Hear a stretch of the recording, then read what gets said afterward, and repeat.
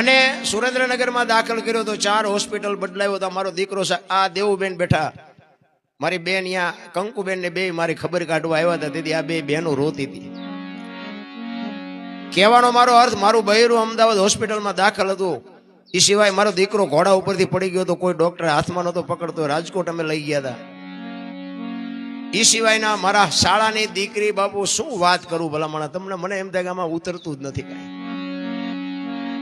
મારા શાળાની દીકરી ઓફ થઈ ગઈ, ફોન આવ્યો બાપુને મારે બેને પ્રોગ્રામમાં જવાનું હતું આ ખાખરાથળ અને 8/5/2024 મને આજે તારીખ યાદ છે.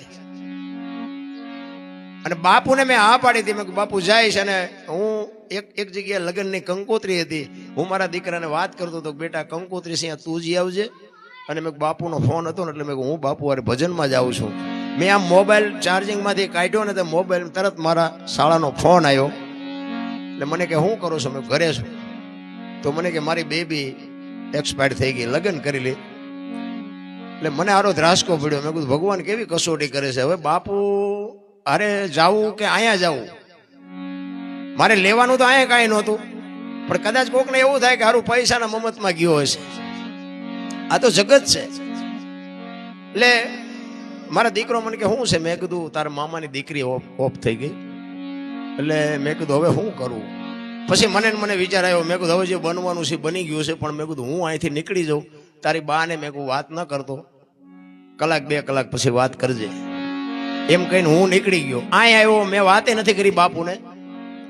એટલે હું રસ્તામાં વિચાર કરતો આવતો હતો. મેં કીધું આ હારે બીજું તો ઠીક છે, જે બનવાનું હોય બને, પણ મારા બૈરાને ખબર પડશે તો એને એમ થાય ને કે આ મારા ભાઈની દીકરી છે, જો એમના ભાઈની દીકરી હોય તો જાય ખરા. આટલું તો એના હૃદયમાં વાગે ને. કોઈ પણ ને તમારો ને મારો જે પ્રેમ છે, જે તમારો ને મારો ભાવ છે, એ માણસને રોવરાવે. એના મનમાં મેં કોઈ એવું થાય ખબર પડશે કે એમના ભાઈની દીકરી હોય તો આ જાય ખરા. એટલે હું એવો વિચાર કરતો આવ્યો. અમે રાતે પ્રોગ્રામમાં ગયા, અહીંયાથી આવ્યા. હું તો અહીંથી સવારમાં હું ઘરે ગયો. હું ઘરે પહોંચ્યો, મારા ઘરને કીધું કે મારા ભાઈની બેબી જીવે છે.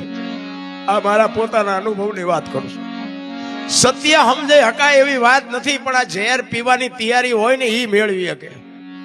પછી ભલે 2 દિવસ રહીને ગુજરી ગઈ, પણ કહેવાનો મારો નાથ કે તમારી આબરૂ કોઈ દી આજની તારીખમાં જવા નથી દીધી.